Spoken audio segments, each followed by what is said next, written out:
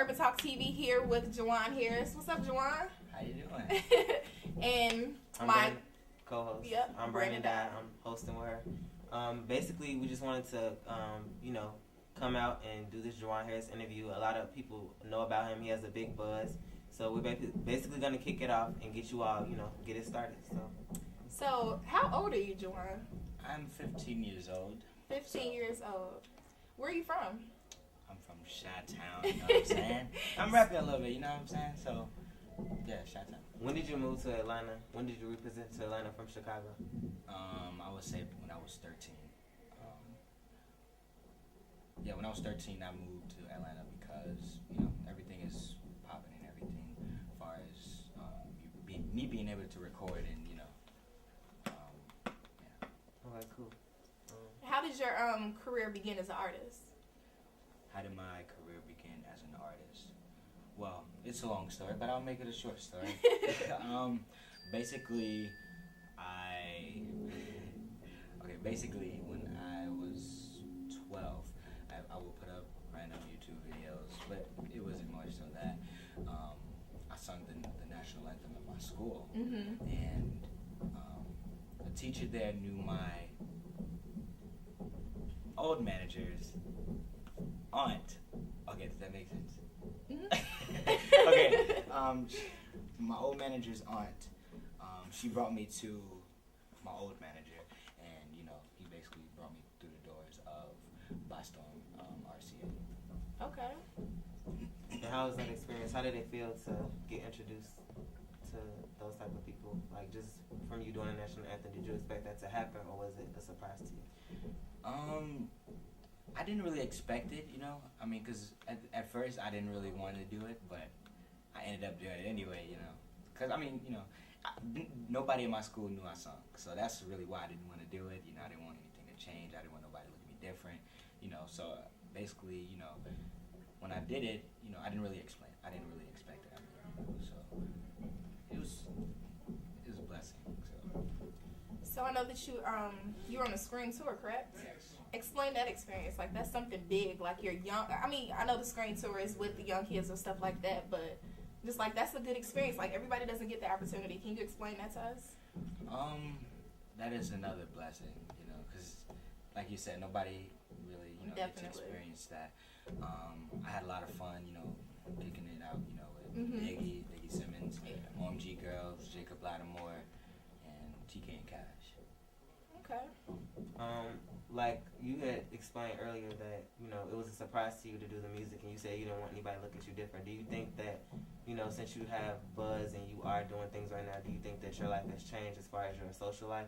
Or do you feel like everything's the same and you're just pursuing something that you want to do at the moment? Oh, things changed, as far as a lot of things. I still want to be looked at as, the same guy, and, the same kid, as I should say.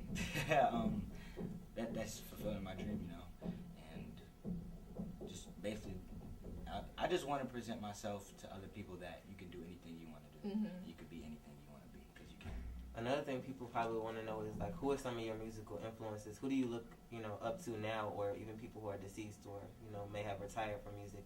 Who do you look up to as inspiration to get? Number one, Michael Jackson. Yeah, Rest in peace. Of course.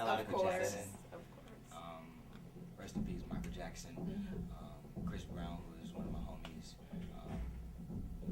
Usher, Rihanna, Frankie Lyman.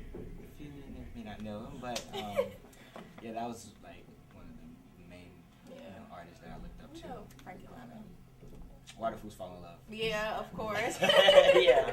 So look, Jasmine Sullivan also. Oh, I love that. Kiki Sheard, and Kiera Sheard. Basically the whole, Sheard. I forgot the sisters. Clark sisters. Sorry. Yeah. Okay. So I know that you the song Keisha. Like, how did that come about? Okay, it was a long story, but not too much of a long story.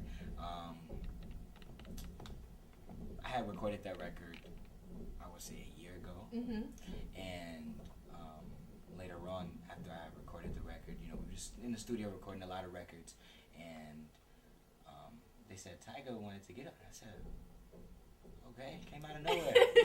You know, I had did a record with Tyga before, also, but you know, I mean, it actually got leaked. So look it up. It's called Number One. So right. Shout out to that. Yeah, shout out to Tyga also. But yeah, it was kind of random to me, but I was like, okay, and then it ended up being my single. So and I'm glad everybody liked it. Yeah, how did you feel about the response? I was going to ask you that. I think on Vivo, it had like over 2 million views. Like, did you expect the song to get that much of a response, or was it something that you already knew was going to happen? I'm going to say this. I'm going to say it was more so, you know, just having the confidence. Because if you think in your mind, like, it's not going to happen, or it won't happen, you know. So that's where the advice from me to you and to whoever wants to be a singer or anything. Just stay confident and just continue to believe that anything is possible, you know. Because, like I said, I came from, you know, an area called Bolingbrook that's actually out in Chicago. You know, it's just crazy because came out of Bolingbrook and look at you now. So, can you explain your relationship, you and Tyga's relationship? Like, is it? Me and Tyga's like a big brother, and Chris Brown. They're both like big brothers. They're real cool. I would say this Tyga, he's more laid back. Chris more hyper, you know what I'm saying? So I gained the energy from Chris, and you know, from Tyga. Yeah, he's like real cool to talk to.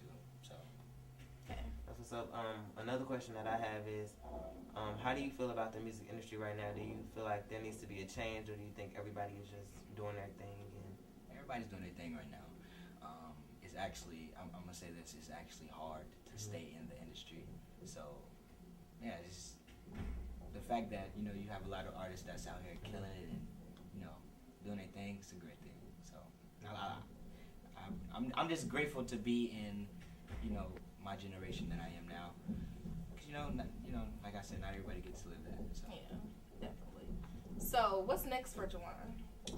What's next for Jawan? I'm gonna be on the Scream tour, the summer Scream tour. Okay. This summer, and an up and coming tour, which will actually be in Paris. I'll be performing I'll be doing 2 shows in Paris. So yeah, I can't give much information about that. Yeah, yet, we understand. But, once I do, I will make sure I tell y'all. Tweet it out. Right. You know Urbantalktv.